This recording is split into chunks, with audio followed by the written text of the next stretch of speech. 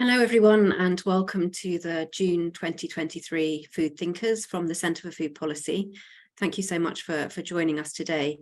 Our Food Thinkers seminar series brings together big ideas from women in academia, policy, business and advocacy on redesigning food systems, and we're delighted to welcome today Shakuntala Thilsted. Welcome Shakuntala, and thank you so much for coming to join us. So today's talk is Transforming Food Systems, Aquatic Foods for Nourishing People and Planet. Very honoured to have the 2021 World Food Prize laureate, the Director of Nutrition, Health and Food Security Impact Area Platform from CGIAR. And it's great to welcome you today. We'll be starting in just a moment. I've got a couple of housekeeping notices to give you. To start with, I'm Dr. Rebecca Wells. I'm a senior lecturer at the Centre for Food Policy. I'm very pleased to be with you today.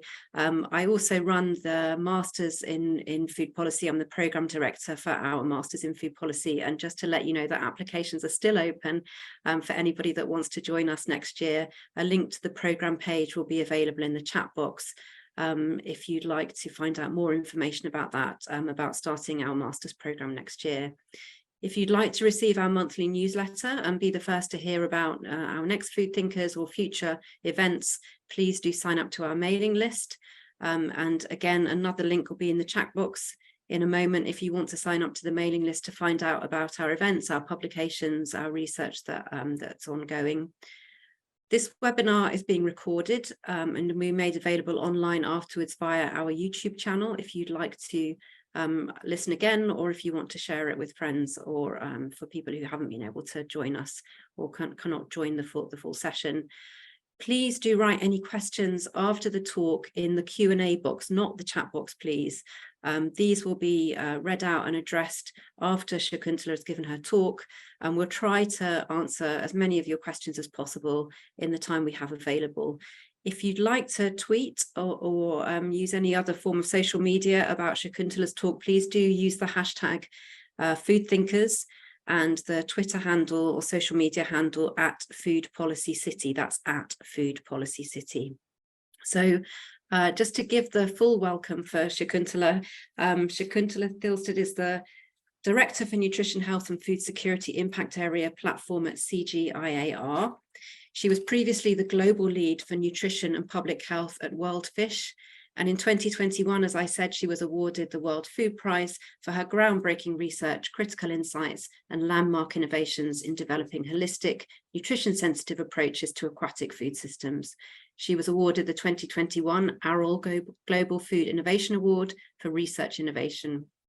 She's a member of the steering committee of the high-level panel of experts on food security and nutrition of the United Nations Committee on World Food Security, and she's also a member of the Scientific Advisory Committee of the UN Food Systems Coordination Hub. She was Vice Chair of the UN Food Systems Summit in 2021, the Action Track 4 Advance Equitable Livelihoods, and also a Food Systems Champion. In 2022, Shakuntala was appointed a co-chair of the Eat Lancet 2.0 Commission, which we're all keenly looking forward to. And she holds a PhD from the Royal Veterinary and Agricultural University in Denmark, and also an honorary doctorate from the Swedish University of Agricultural Sciences and the University of the West Indies. So a really warm welcome to you, Shakuntala, today, and I'm really looking forward to your talk. I think Elaine is going to share your slides, and we can begin in a moment. Thank you so much, Rebecca. And thank you so much for having me. You're welcome. Thank you. So my talk today is going to be about transforming food systems, aquatic foods for nourishing people and planet. Next slide, please. I'll talk about the global, the way we look at it globally, and then move on to the role that aquatic food systems can play in sustainable development. And when we talk about sustainable development, we also think about the SDGs that we have all signed up for to reach the targets of the SDGs in 2030. Then I'll move on to looking at how the aquatic foods can shape the global narratives and why do we focus on aquatic foods. why aquatic foods are termed superfoods, and move on to give 5 approaches, nutrition-sensitive approaches, as how we can include aquatic foods in the transformation of food systems. And then I'll close with 3 action points. Next slide, please. So if we look globally at food and nutrition security, we know that there are many people who face hunger, and we know that these numbers have been rising with COVID-19, also with the war in Ukraine, and also with the effects of climate change. So as we see here, the percentage of people who suffer from hunger and malnutrition is largest in Africa, then follows Asia and Latin America. But you know that the populations in Africa, in Asia are really huge. So when you talk about a 9%, we are talking about very many people. We also know that many cannot afford a healthy diet, and this has risen with COVID.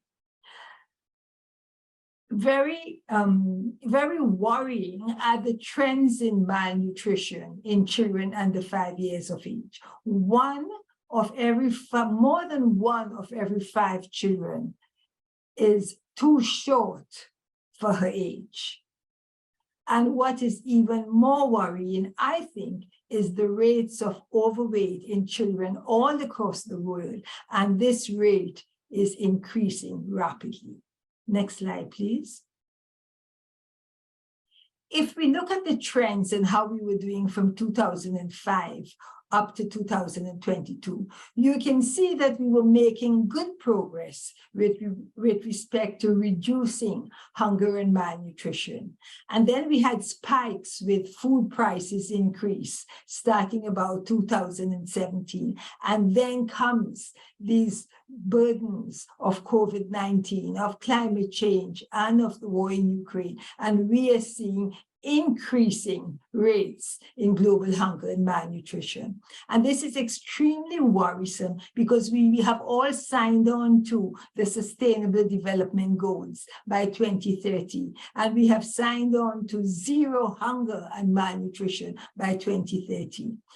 However, projections today tell us that when we reach 2030, there will be still about 7 million people who will still be facing hunger. So this is quite a worrisome, worrisome picture that we face. And we are already in 2023, so we do not have many years to make up those gains we have seen in the beginning of starting from 2005 onwards to 2017. But I do think there is still hope. I do think we can maybe not reach zero hunger and malnutrition, but we can turn the trends from increasing to perhaps level and decreasing. Next slide, please. When we talk about sustainable development and we talk about sustainable development goals, we must look at the 3 pillars of sustainable development: social, environmental, and also economical. And if we look at aquatic foods, that's where I'm going to move into now, and look at aquatic food systems, we can see that aquatic food systems can contribute to all 3 pillars of sustainable development. I'll go further and show some of the examples. Next slide, please. We know, as I said, that we are all working towards the Sustainable Development Goals. There are 17 of these, and we know that aquatic food systems contribute to many of these, especially goal number 2, zero hunger and malnutrition. But there's a particular goal under also SDG 14, life below water. And this relates very much to aquatic food systems because we are talking about aquatic foods, foods that we get from waters, and all waters, not just marine waters, but also inland waters. Next slide, please. So when we talk about the sustainable development goals and we talk about sustainable development, it's also important to look at the terms of sustainability. So two of the issues of sustainability is how much is the conversion of feeds in animals. How much do you need to feed your animals in order to get or to get the product that you will be using as food? And if you look at to the left, you will see that the conversion efficiency in aquaculture and fisheries, not just of fish, but other aquatic foods, are much lower than for land-based animals. So you need less feed in order to get products from aquaculture and fisheries. And if we look also at the greenhouse gas emissions in terms of the production of different types of foods, we do see that aquatic foods have a lower burden than than land-based animal source foods. Next slide, please. So these are important aspects with respect to sustainable development. And therefore, with these attributes of aquatic foods, it is extremely important that we can use aquatic foods to shape the global agenda. This hasn't been the case in the past. Aquatic foods are normally overlooked, overshadowed by other foods, and not just taken into account when we look at the global agenda. So together with colleagues, we have been very influential in trying to move the agenda, in ensuring that, for example, in the United Nations Food Systems Summit, which was held in 2021, that aquatic foods were included as foods that were healthy and good for people, and that should be included in transforming the food systems. We've also use that as part of the agenda in the Ocean Conference, and also with respect to the COP agendas. The COP 28 is going to come up not now, but later on this year. And we are working towards the integration, not just of climate change, but also the integration of food systems transformation within climate change, and also taking into consideration that food systems transformation includes the benefits and the use of aquatic foods as a solution. The action on nutrition, decade of action on nutrition, is coming to a close soon, before 2030, but we will move part of that agenda into the decade of action into ocean science for sustainable development. I know it's named ocean science, but as I said, it's much more than oceans. It's waters from both the marine environment and inland waters. Next slide, please. I've talked about aquatic foods and aquatic food systems. So what are aquatic foods? And we are talking here about many thousands of foods. It's just not fish, and just not a few species of fish. It's always a wonder to me when I'm out in the field, for example, in areas in Bangladesh, or areas in Laos or Cambodia or Vietnam, in rural areas. And I'm in communities, and then the children around me, I'll ask them, can you name different types of foods from the waters? And in no time, I would have maybe 50 names. If I would do that in a school in, say, Denmark, for example, they will be fighting there and scratching their heads to give me more than 5 names. So it's amazing in some communities how much aquatic foods mean for culture and for tradition and for everyday diets. So what are aquatic foods? It's not just animals, it's not just fish, it's fish, plants, and microorganisms. that are farmed or harvested from water. And as I said, the water environments are many, the oceans, and also a vast majority of inland waters. Just think about the Great Lakes of Africa and what they mean in delivering aquatic foods. And it's not just aquatic foods for consumption and what people eat as food. It's for many population groups, especially if you take coastal population groups, what it means in terms of livelihoods and income for very many millions of people. Next slide, please.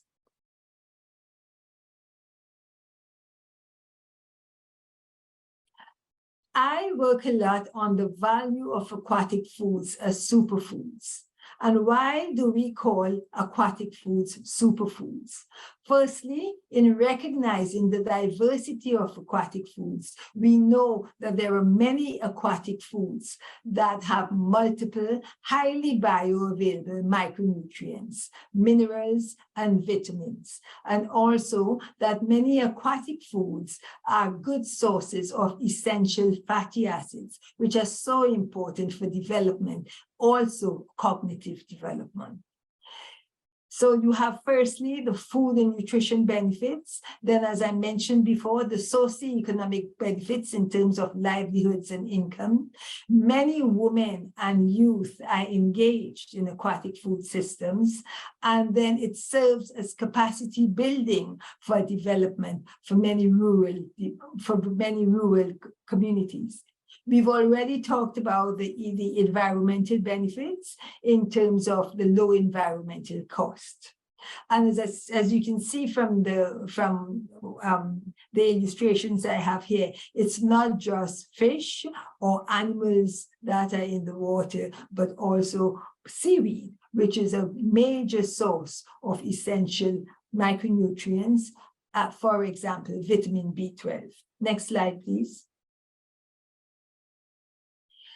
When I talk about the many thousands of diverse aquatic foods, of course, they are very different. They are very different in the types of aquatic foods. They are very different in the environments they are found and the feeds that they eat, the natural feeds that they eat. So if you would look at the nutrient composition in aquatic foods, as I mentioned before, they are rich in many essential fatty acids and different vitamins and minerals. However, different types of aquatic foods there's a great diversity, and some aquatic foods are richer than others in these essential micronutrients and essential fatty acids. For example, small pelagic fish are particularly rich in micronutrients and essential fatty acids. We know, for example, that salmon is rich in essential fatty acids, perhaps not as rich as the small pelagics in terms of vitamins and minerals. This figure shows you what a portion size contributes in terms of recommended nutrient intake. So the darker qualities, they contribute more in terms of recommended intakes than the lighter qualities. However, in general, aquatic foods are extremely rich in essential micronutrients, vitamins and minerals, and essential fatty acids. Next slide, please. One of the drawbacks we have in thinking about aquatic foods and making full use of the benefits of aquatic foods is that we do not know the nutrient composition of many foods. It's a long process and expensive to analyze foods in general, and the data we have for aquatic foods are quite sparse. So if we look at why should we be considering aquatic foods for nourishing nations and how are we changing the agenda So in the past, the past 50 years or so, in terms of agricultural development, there was a focus on making sure that we had enough quantity of food in order to secure the energy needs of population. There were population groups in the world that were starving and hungry, and the first priority was to ensure that these population groups were getting enough energy. We have moved, the 50 years of agricultural development, we have moved, and now we are at a different space, at a different time, and at a different stage of development. Yes, we have people who are still suffering from hunger, who are still not getting enough to eat, but we also know that a big issue that's facing many population groups is that they are not getting the right types of food. They are not including sufficient nutritious foods in the diet.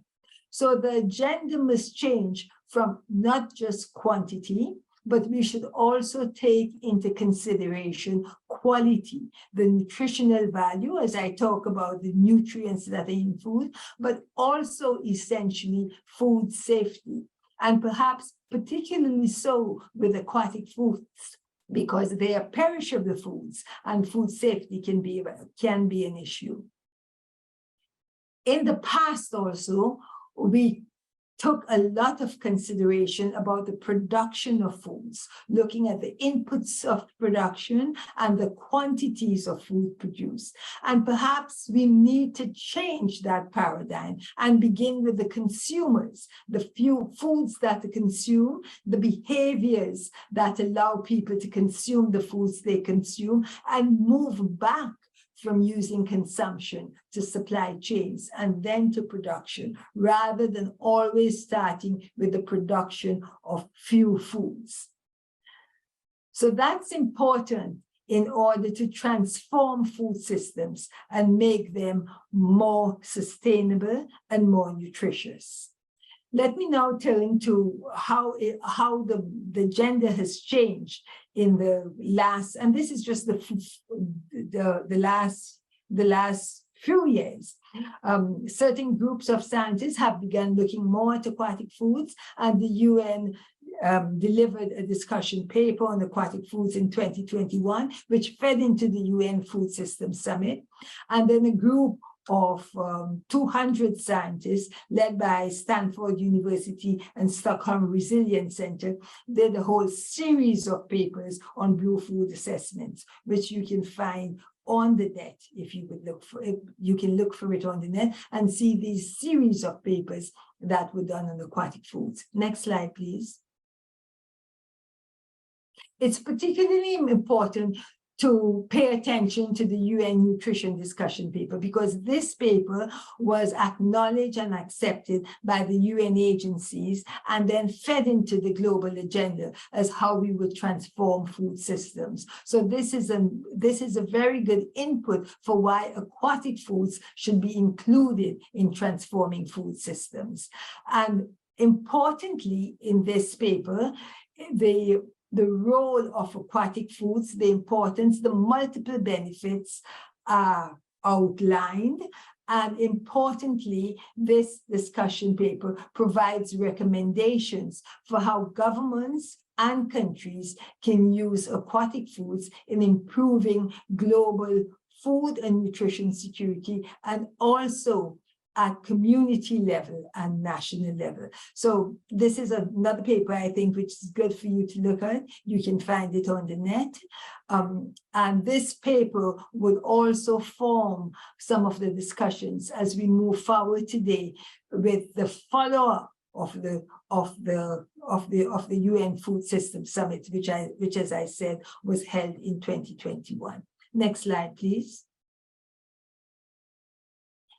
Let's move to some examples that I want to give you as to how these approaches are used and how you can transform the food systems by using some nutrition sensitive approaches. And the basis for this is putting people at the center, not just the foods at the center, but people at the center, and ensuring that nutritional needs of the people are met, and there's a focus on the poor and vulnerable, and in particularly women and children in the first 1,000 days of life, from conception to the child's second birthday, and making sure that our approaches are just and equitable, and it leaves no one behind.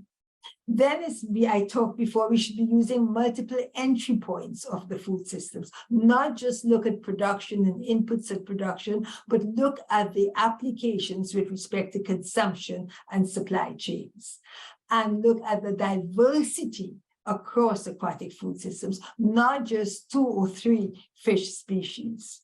Let me present 5 examples very briefly as to how we can do this, starting with consumption. Next slide, please. So if we look at starting with consumption, how do we diversify consumption with aquatic foods and ensure their diets are more nutritious?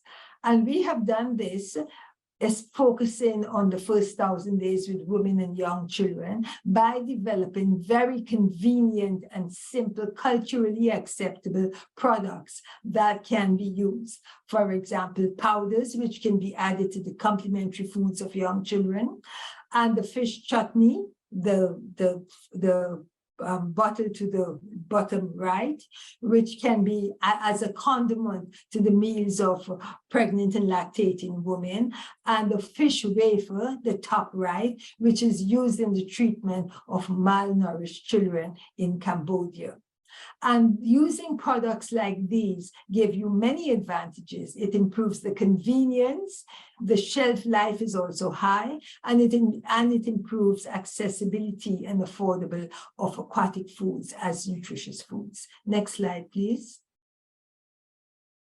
Then if you move back from consumption to the supply chains and the production systems, there are many different diverse systems that have been used and are being used in different countries. For example, diversified production systems of polyculture of diverse large and small fish species in ponds in Bangladesh, in village tanks, for example, in Odisha, and in wetlands areas across Asia and Africa.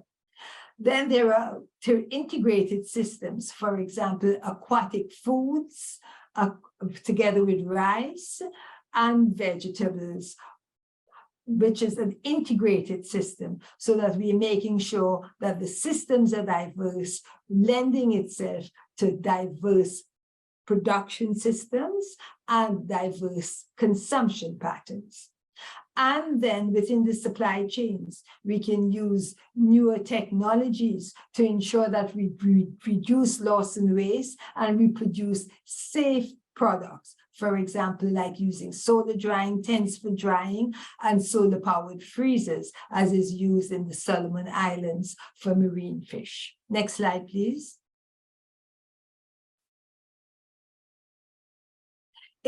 There are many different multiple entry points in improving and working with the food systems. For example, here in Odisha, the aquatic foods have been incorporated in the state policy for nutrition in Bangladesh, sorry, in Bangladesh here, in the state policy for nutritious foods, for nutritious food systems. And pond polyculture in Bangladesh, there are over 5 million household ponds. These are being used for the culture of diverse fish species.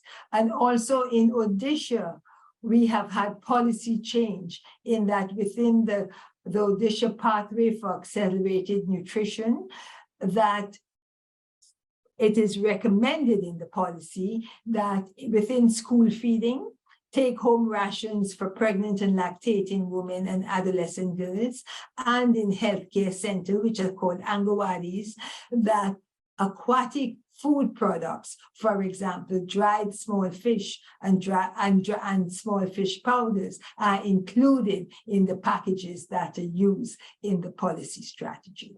Next slide, please. Next slide, please. It is extremely important, talked about in the engagement of women and youth in all food systems, but especially in aquatic foods. We know that there are many women, 1 in every 2 workers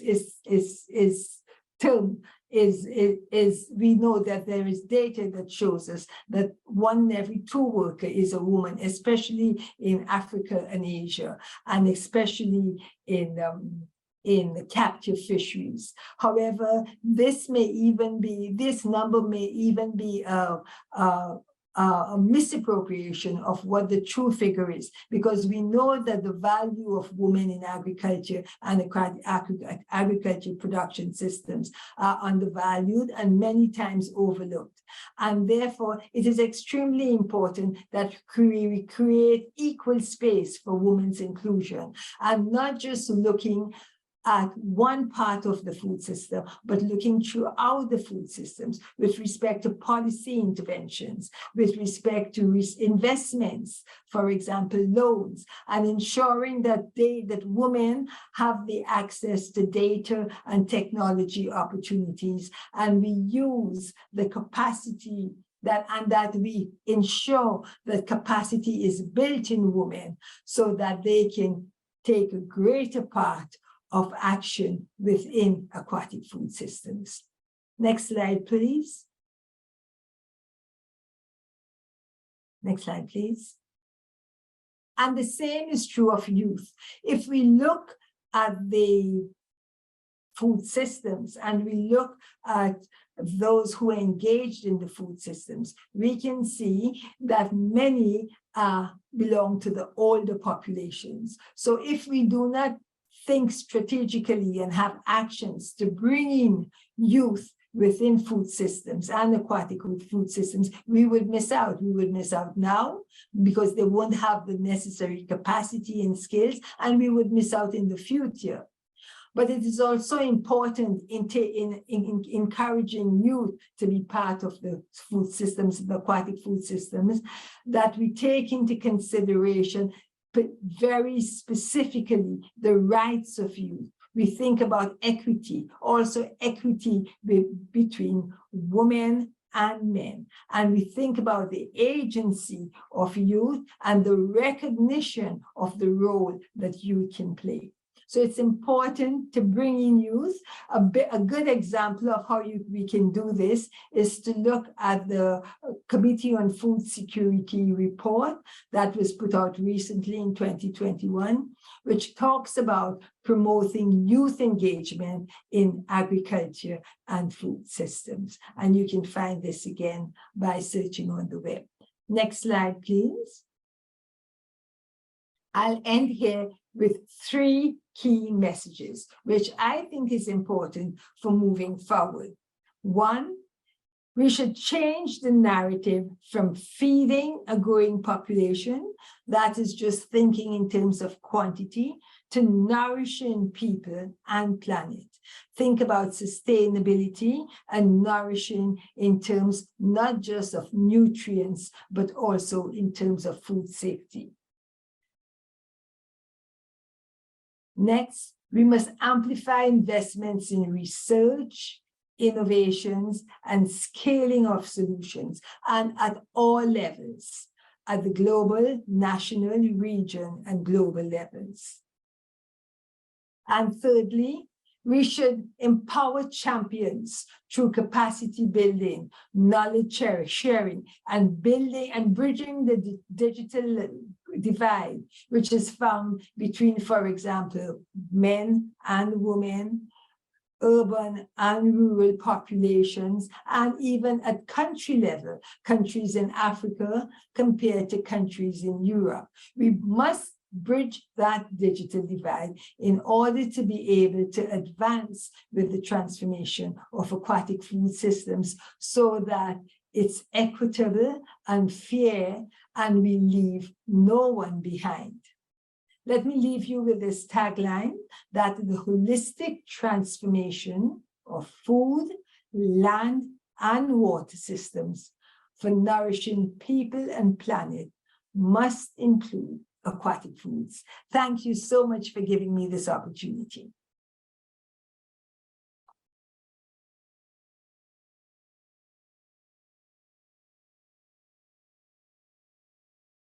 Thank you, Shakuntala. Thank you for a really, really fascinating talk on aquatic foods, and some real food for thought there for us all to consider. And we've got some questions coming in, some questions already posted, and some coming in. And I think I've got some myself to ask you actually. I just wanted to start by asking a general question. What do we know about the sort of trends in consumption overall of aquatic foods? Is there concern all around the world about aquatic food consumption declining, or what do we know about those trends? Well, we can see, for example, in Asia and also parts of Africa, with rising economies and with more money, disposable money at household level, that certain population groups are consuming more. But we have also seen, for example, in certain countries and in certain population groups, a decline in aquatic foods. For example, rural populations in certain parts of Africa and Asia. And we know that the rise that has taken place in Asia is far much more predominant if you would compare Asia and Africa. When we look at rich countries, for example, in Europe, we are seeing that there are also changes with respect to age groups, that younger people are consuming less than the generations before them. But there's also, in certain areas, if you would go to some countries where you have a lot of nutrition education and where diversity of foods and nutritious food systems are included in many walks of life. For example, feeding in school, children in school feeding programs, children in kindergarten. There are opportunities there that have been used, and we can see some changes with respect to consumption. That's really interesting. It's varied, yeah. I was interested in what you were saying about engagement, youth engagement in policy, and in trying to get more youth involved in the production processes and in fishing and in those kinds of areas in the industry. And I wondered the sort of links between those groups actually consuming those products, and is there a link there? Do you think that there's a lack of interest in consuming those products, and do we need to then make changes across the system to try to encourage more consumption to that, and therefore to encourage younger people into the industry? And we've seen, I'll answer in two parts. We've seen this with the industry and with COVID. There's been an increase in youth who, for example, have entered the supply chains and are using technologies, remote selling and remote buying. We've seen that I've seen reports from this, for example, in China, where there are quite a few youth who, not only in the aquatic food systems, but across the agricultural system on the whole. And then you asked me about the consumption. In many population groups, we are seeing, when we do focus group discussions and talk with and collect data, lived experience on the use of aquatic foods and why this can be difficult for certain population groups. Convenience comes up as a very important point. So it's convenience in accessing, convenience in preparing, convenience in accessing. You may have to go to special shops to be able to access aquatic foods.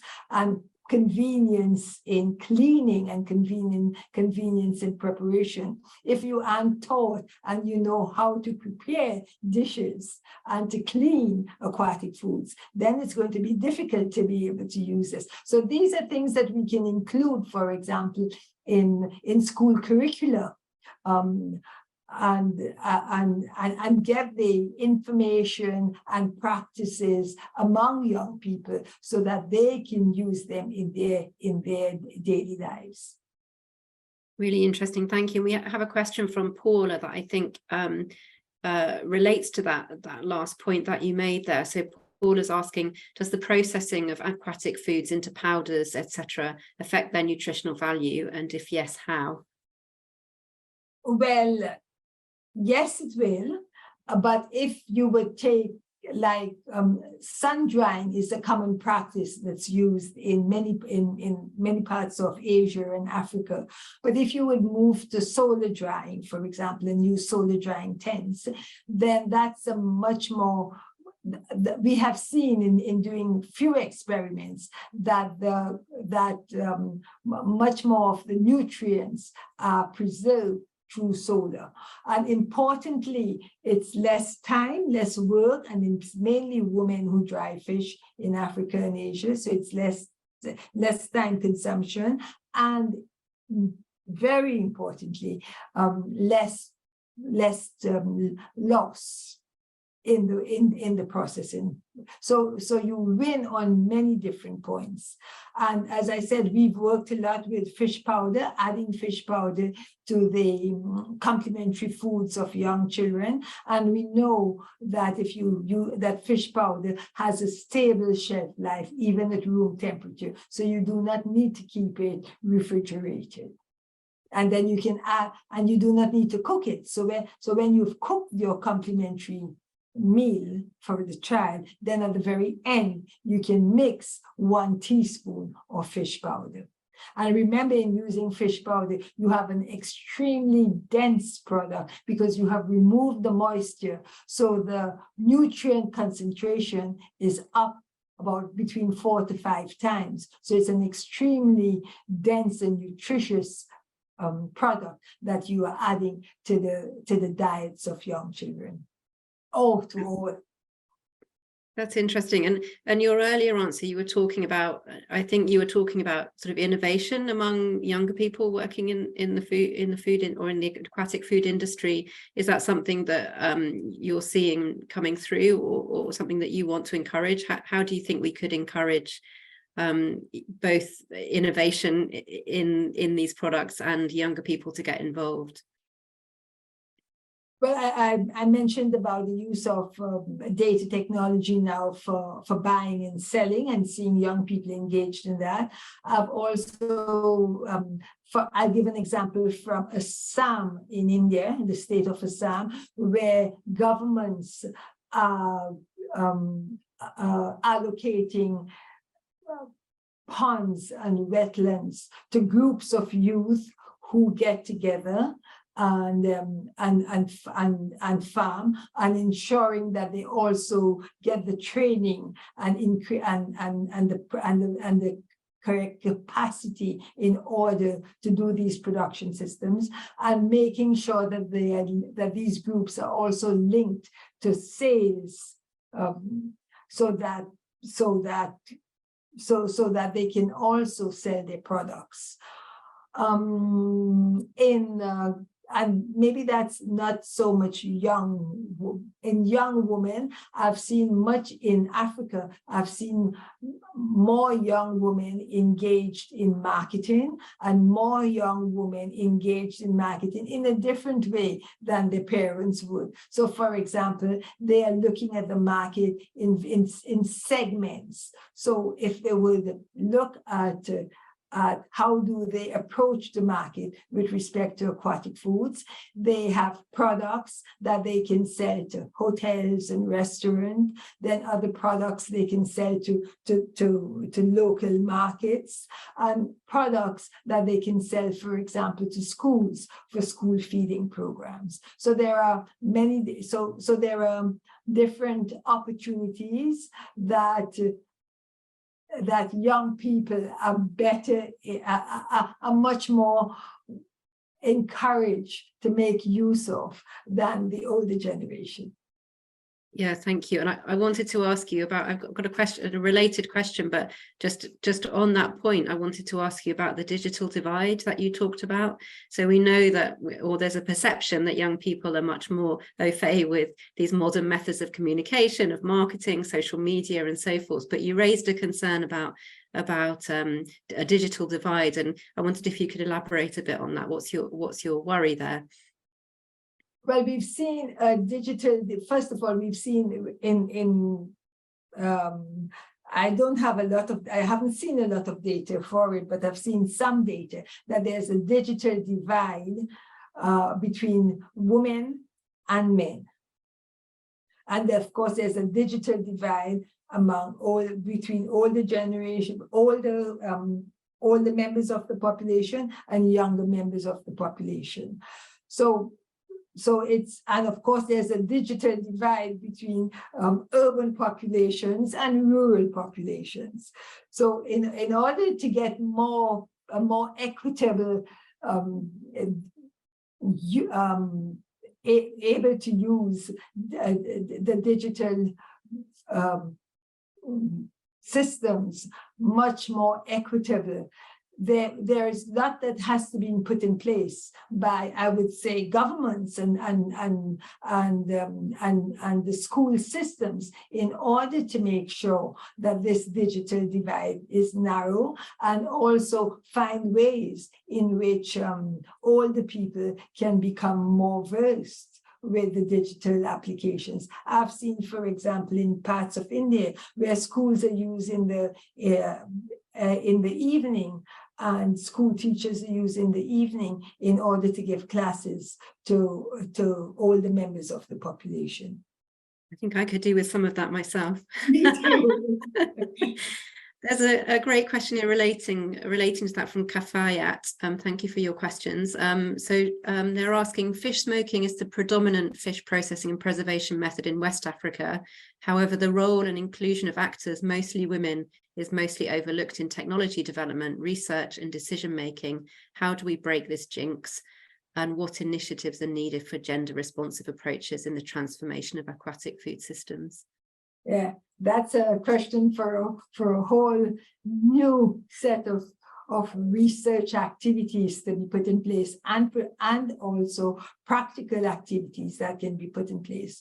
But I do think a good starting point, we know we have these solutions, we know we have traditional approaches and practices that many women are engaged in. So I do think a good way forward is ensuring that women are included in all parts of the food systems transformation, and they sit at the table when policies and decisions are taking place. And when solutions are put in the field, that we get feedback from both women and men as to how these solutions are being used, what are the advantages, what are the drawbacks, and how they can be better improved. So there is much that we have to do at all parts of the food systems. It's also policy and investments.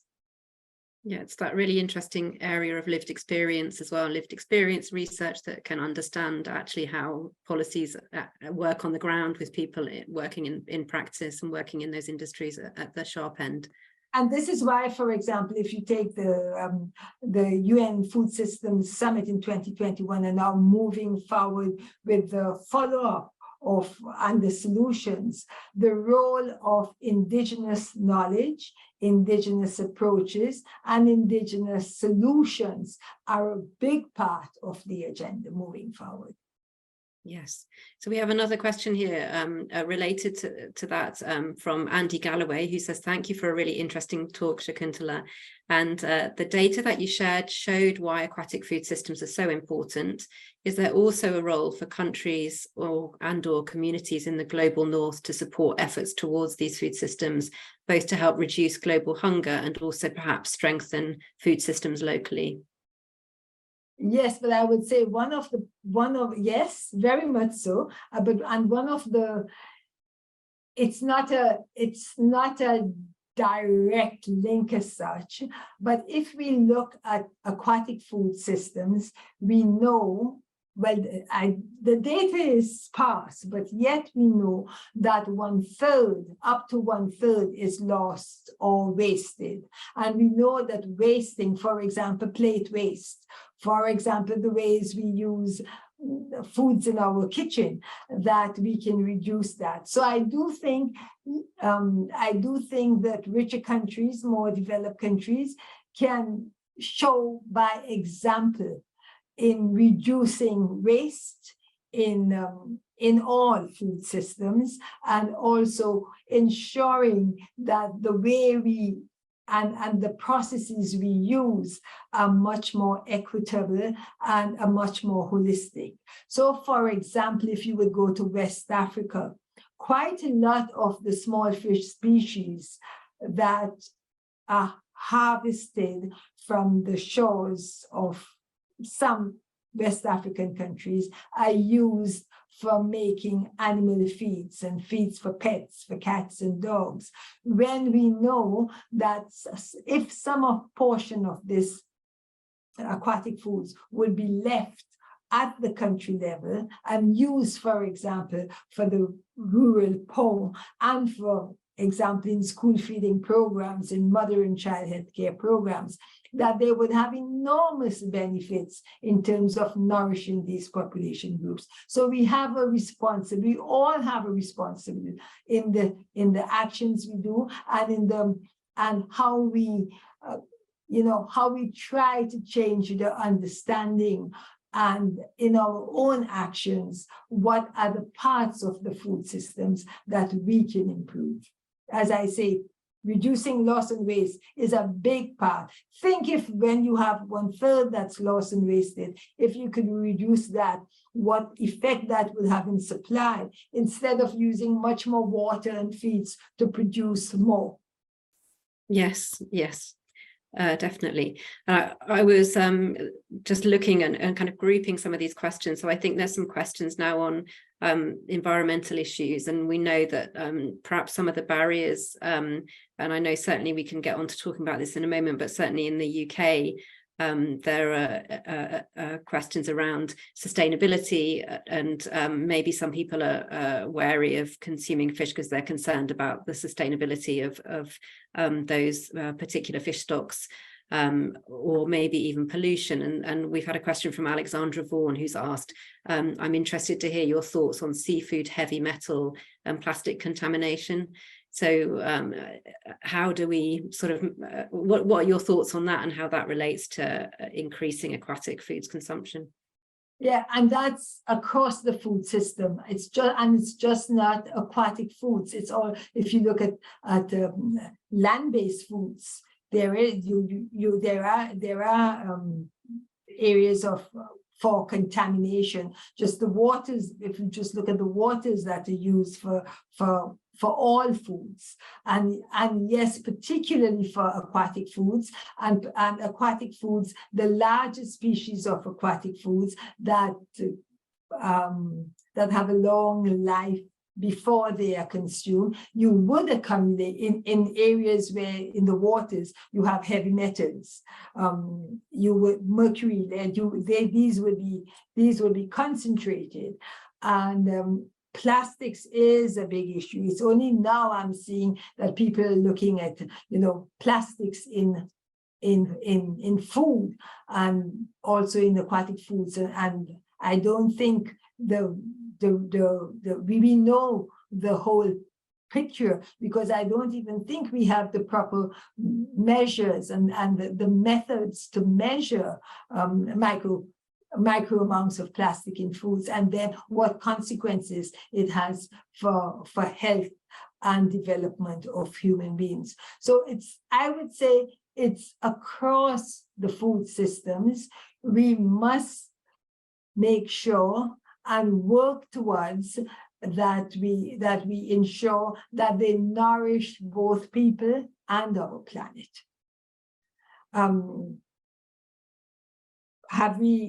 are we doing enough? Have we started in a good way? Do we have enough investments and research in these areas? These are issues that both at the global level and at the national level, we should really take seriously. Yes, definitely. And another kind of related question that Alexandra's asking is around fish farming, so aquaculture, and talking about animal welfare. And those are other issues. And as you say, that applies also to land-based food. But yes. what do we know about that? And I know that aquaculture is increasing, and that the amount of food available, certainly here in the UK, amount of aquatic foods available that are farmed rather than freshly caught is increasing. What are your thoughts on that? And very few species to that.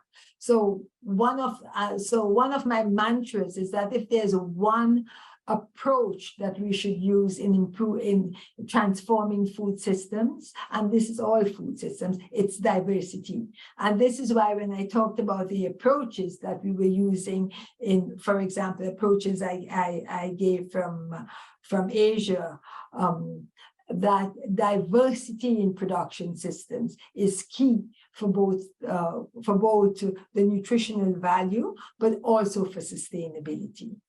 And I think that goes across all food systems and throughout whatever product, and it goes throughout the food systems, not just that the production systems should be diverse, but the foods we have on our plate should be diverse. Yeah, and so you're saying that, and one way which I think we can really improve on diversity is to make better use of seasonality. If you look at the way we eat now, we don't use seasonality as a means of increasing diversity. Yeah, can you elaborate on that a bit more? What would that look like in practice? Well, when I said that, what came to my mind was this recent story about the 4 young children in the Amazon jungle, and how amazing story, a really an amazing story, and how so for people that haven't heard it, there was a plane crash and 4 young children, I think 4 or 5 very young children, the eldest I think was 13, and they were ranging down to a baby, maybe 13 months, who were stranded in the Amazon forest for a number of weeks. They've only just been rescued. Yeah, a long time to survive. 5 of them, and I think some of it was put down to their survival was put down to their knowledge of being able to find and identify foods for themselves and feed each other and support each other. But yeah, really interesting point. So you're saying that if we knew more about fishing and understood where to get fish and how to prepare them, or which ones to eat at what times of year, then we would be better served. And a good a good rule can be, do not look for the 1 or 2 or 2 or 3 fish species that make use of the catch of the day and the diversity of the catch of the day. Thank you. Yes, and so we have another question here around thinking more about seaweed and aquatic plants. So we know that actually seaweed has been part of some of the research that we've seen from our students actually here on our MSc. Quite a lot of interest in seaweed and seaweed production and innovative uses of seaweed. And I know that there's quite a lot of investment going into seaweed production as one of those new superfoods. Yes. Certainly here maybe that's only in the global north, I'm not sure, but a question from one of my colleagues, Christian Reynolds, who wants to know more of your thoughts on the role of seaweed and plant-based foods in aquatic value chains. I really love, and the work that I've done with small fish, I would really like to see much more work on seaweed. Remember, you have thousands of different types of seaweed. And if we would look at, what's easy to produce in different geographies, and importantly, look at the nutrient the nutrient composition of different species, how they can be used in different diets, in different meal preparations. I can give an example. In Bangladesh, there's a small project off Cox's Bazar where women are engaged in seaweed production. And when we have discussed with them the importance of seaweed for young children and growth and development of young children, they themselves have said to us, we will begin drying some and keeping some of the seaweed and adding it to the foods of our children. Because this is not culturally, seaweed is not a part of the diet in Bangladesh. And all the seaweed that they produce, this is sold to Korea. But now with the knowledge they have about the importance of seaweed and the value of seaweed for growth and for cognition, they themselves are saying, well, we will dry some and start to use it in the meals of our young children.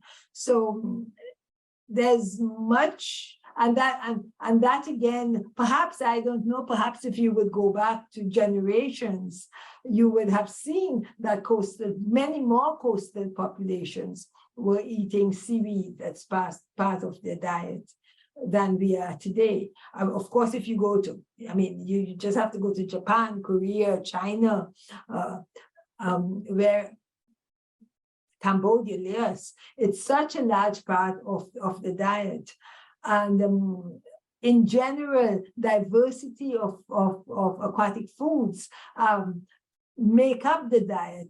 I remember when I first started working in Cambodia and doing consumption studies with my students from Denmark, we named the study fish consumption, and we very quickly had to change it from fish consumption to aquatic foods consumption, because fish was not, for many parts of the year, fish species were not the largest proportion of consumption. It was the other aquatic foods. And that's what I mean by the importance and the beauty of diversity, which adds so much to the way you can diversify production systems and, importantly, diversify diets. Yeah, and I know for example, in Pembrokeshire in Wales, here in the UK, they traditionally ate a lot of seaweed, and there are seaweed drying huts, but they're sort of preserved as kind of traditional processes now and no longer used for that purpose. But I know that there's a sort of nascent or a growing seaweed industry there. But do you get the sense? So maybe Rebecca, a good topic for some of your students is looking at traditional knowledge and practices with respect to seaweed and seeing which ones will lend themselves to being rejuvenated. Yeah, and I mean, that's a good question. I mean, how can we promote aquatic foods further in the UK to encourage more use of, or more consumption of aquatic foods in a country such as ours? I mean, we're a island nation, but we're perhaps not eating as much aquatic foods as we should be. How do you think we could promote higher consumption or promote the industry more in the UK? Well, I do think, and this may sound a bit lame, but I do think if we start with the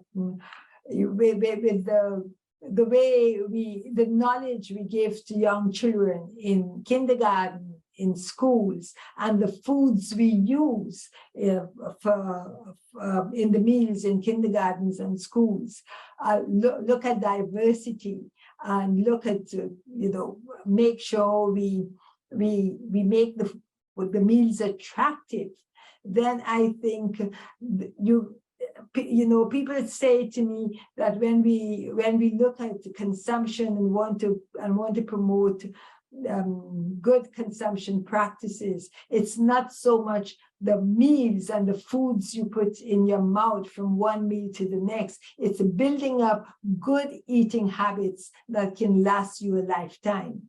And this is what we have to do from the beginning. I tell the story of my grandchild in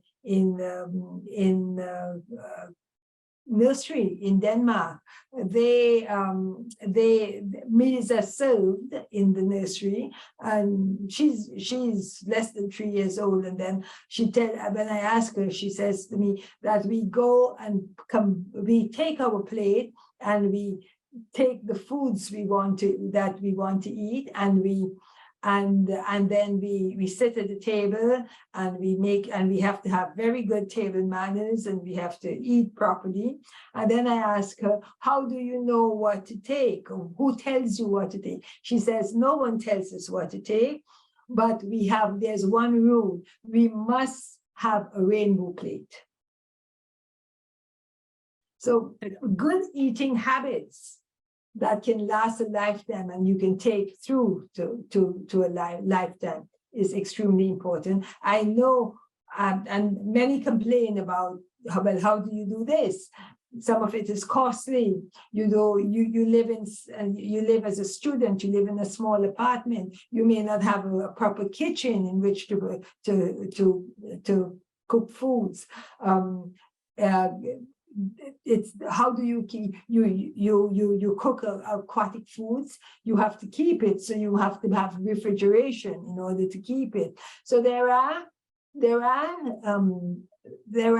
points that can make it difficult, but that's with so many things, and it's a matter of, it's also what would you prioritize. But if you have the knowledge of the importance of aquatic foods in your diets and what it means to you, what it gives you, then your prioritization, you have a better background on which to prioritize. I was interested talking about this sort of these plant-based aquatic plants as well as talking about fish, and I was interested in your biography, and you're now taking part in the co-chairing the Eat Lancet 2.0 commission, and just wondering whether we're going to see the sort of next Eat Lancet diet was going to have more aquatic foods within it, and how do you think that might manifest itself? Well, the recommendations from Eat Lancet 1 has aquatic foods in it. Yes. What I think is important, and how we do it, because we are constrained by the length of the report. I think what's important again is ensuring diversity. And ensuring diversity in the recommendations we come with. So I do think it's important, and it's funny, just last night I was thinking about this. I said I should make a note that we must ensure that when we write about aquatic foods in the recommendations, we talk also about the special role aquatic foods has for pregnant and lactating women, and the first months of a child, when you start complementary food from 6 months to 23 months. So just last night I was saying, I must ensure that text comes in to the next Eat Lancet report. It's very difficult, isn't it? Because it's a one size fits all, and so sort of differentiating between different populations is quite difficult. Many people would say, "Oh, perhaps it's not that important, because if you look at the global population, then this subgroup is quite small." Yes, but the changes and the importance of nutrition in this subgroup is extremely important, which lasts a lifetime and which is intergenerational. So it's difficult. How do you have all the nuances and that you take into consideration in a report like the Eat Lancet report? Yeah, exactly. I was wondering whether you think, talking again about that, whether you think there needs to be more of a push towards aquatic plants and away from fish, given the concerns about welfare and about overfishing and fish stocks and environmental impacts. Do you think that we should be focusing more on aquatic plants? Is that we always talk about seaweed? I'm sure there are other things that we could be thinking about. In general, we should be thinking about how do we bring in a larger proportion, both for production and for consumption, of low trophic species, meaning species that do not use up, you do not need large amounts of feeds. You do not need, for example, the use of antibiotics, the use of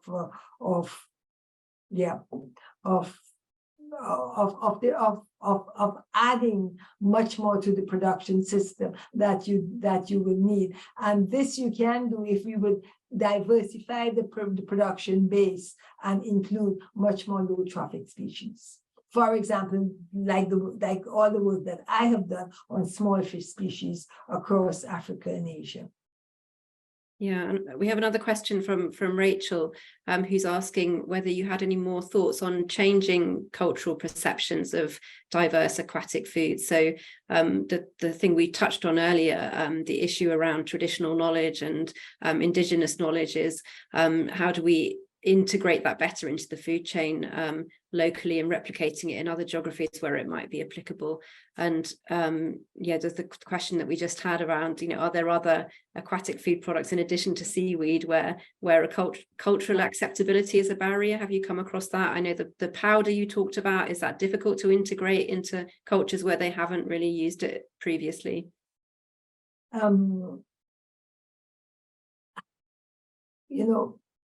I get a lot of questions about this, about acceptability.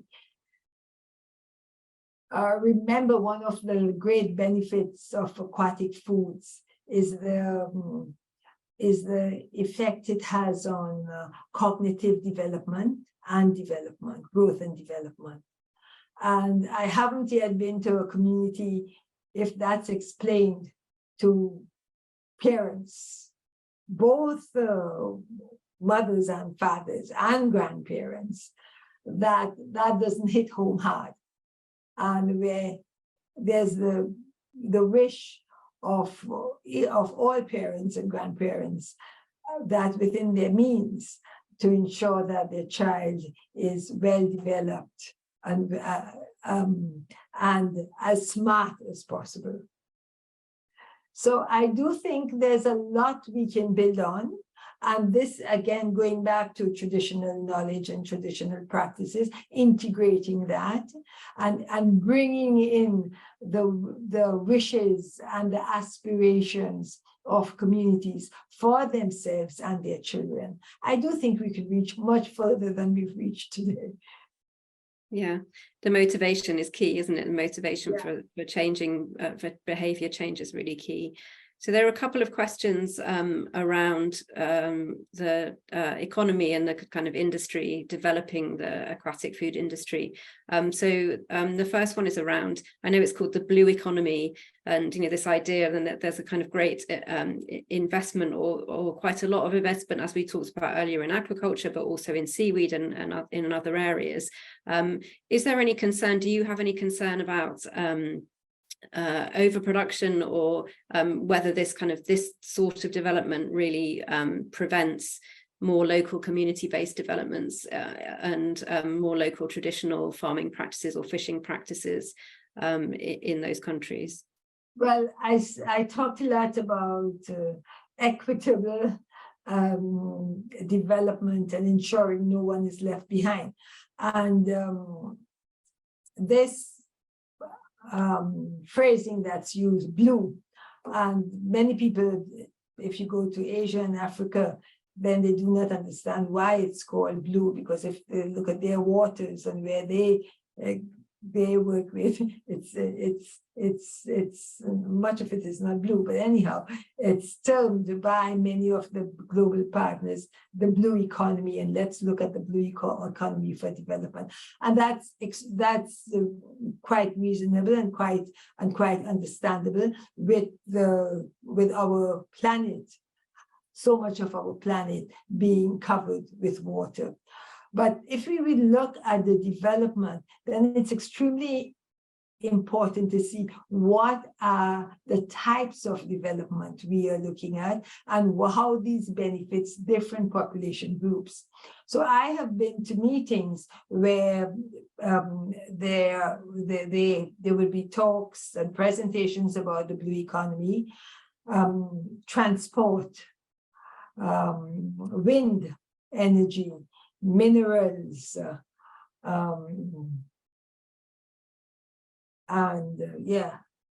minerals, wind, solar panels on the being put out at sea. And I've heard people talk about the benefits of the blue economy, but without even mentioning the food that it gives, that you get from waters, and also the benefits to the to local communities, to communities that live on the waters. And then if you would take into consideration, you have many countries that are landlocked, but yet they should also have some rights to the waters of the planet. So it's extremely difficult in dealing with development and dealing with development that entails the ocean, and who benefits and how do we share the benefits. You take all the transport and the big tankers that we see and the big transport vehicles boats and that we see on the waters. We have to think carefully as to how the benefits are shared, because the waters belong to all of us. But perhaps the use of the waters and the benefits of the waters need to be more equitably shared. Yeah. Tourism is another one that's big, opening up different sea passages now between different parts of the world. How do these, so who reaps the benefit? And perhaps there are also trade-offs to coastal communities. So there's a lot that we need to study. There's a lot that we need to understand, and we must, at the very basic, ensure that development is equitable and just. Thank you. So one final question, since we're the Centre for Food Policy, which is around policies. So the questioner asks, what are the policies that local and municipal governments can engage or deploy to help stimulate the aquatic food economy? So you mentioned some of the UN, I think it was the UN Food Systems report or other UN reports that have given those given advice and some plans on how to develop policies. Can you elaborate on that a little bit more? What are the kinds of policies that we need to put in place to support this? Well, this may sound lame, Rebecca, but it's across the food systems. So many governments in the past will just look at production systems. But that's not sufficient. We know now. We know that that production systems are failing us. That we must transform. We must transform the food systems, and to do that, we must have entry points at multiple parts of the food systems. So that's also the policy, the investment, the research, bringing the communities at the table to sit where when the decisions are being taken. So, so we do know the way forward, and we do know the roles that both government, communities, and private sector can play. So we have to ensure that all actors are bought into the systems, and they work together and hold each other responsible. Thank you very much. But I think we'll end it there. And thank you for a really rousing and inspiring talk and an inspiring discussion. Thank you to all our questioners for posing questions, and thanks for our audience for interacting with us. We will leave you with that, and to say that the next Food Thinkers we hope will be in July, but there'll be more information about that as soon as we're able to provide it. Watch this space, as they say. And it remains for me to thank again Shakuntala Thilsted for being our guest tonight. And thank you very much, and thank you to the audience. And thank you so much for having me.